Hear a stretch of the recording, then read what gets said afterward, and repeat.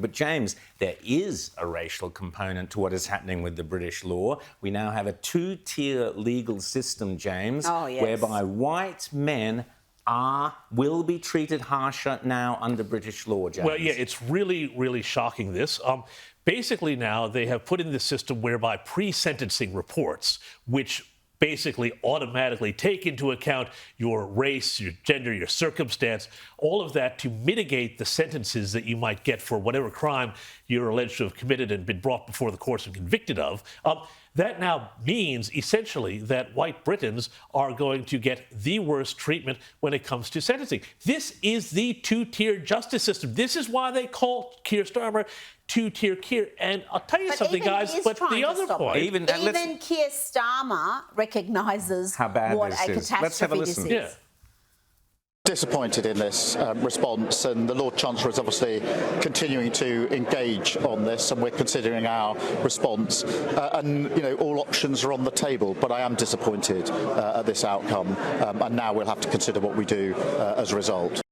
Oh, I don't know, if only there was a Prime Minister who cared about the issue could do something. You're the Prime Minister, Keir. I mean, he's acting like he's just some dude off the street who's a little bit aggrieved. Yeah, it's ridiculous. But James, the reality is what they have literally done is brought in laws whereby if you are any of those identity politics groups, women, gays, of ethnic whatever origin, anything other than a white man must be treated more leniently. So, by definition, white men will be treated harsher under the British legal system. And we'll just be really frank about what we're talking about here. We're talking about, basically people of color, people of different religions getting a lighter sentence and a lighter treatment. And so this means, a lot of migrants who might commit crime, they're going to get a lighter treatment than somebody who is a Briton committing the same crime. That's shocking. Keir Starmer, I don't trust anything he has said there about claiming that he's distressed about that, because, this is the same guy who saw his opinion numbers absolutely plummet and then started talking about, oh, maybe we have to do something about immigration. Really, Keir?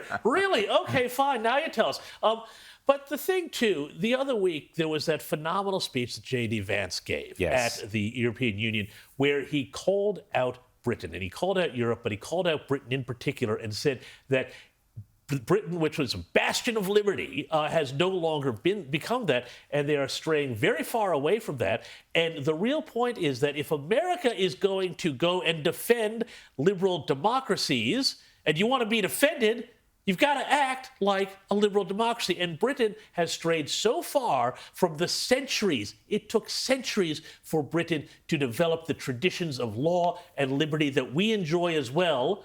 And now they're torching them at a rate of knots. And this undermines the most basic principle of our justice system, that justice is blind, that everyone's equal under the law, that you're not going to get preferential treatment based on who you are. And we already see it happening even before this formal recognition that it's happening.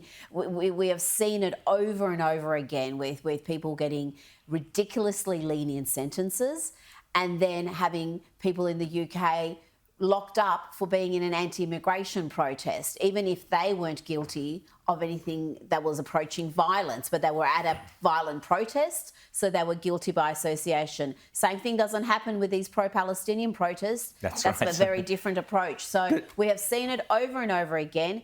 And we're not immune from it. It's happening right here. Well, I was going to say, we are not immune from it. And where Britain goes, we tend to go, James. A few years later, we already have in place hate speech laws and these sorts of touchy-feely, no crime actually being committed laws are coming into Australia exactly as they did in Britain. We are heading down the same path, which is what we'll be talking to Billboard Chris about, the E-Safety Commissioner, because we're heading straight down the same path.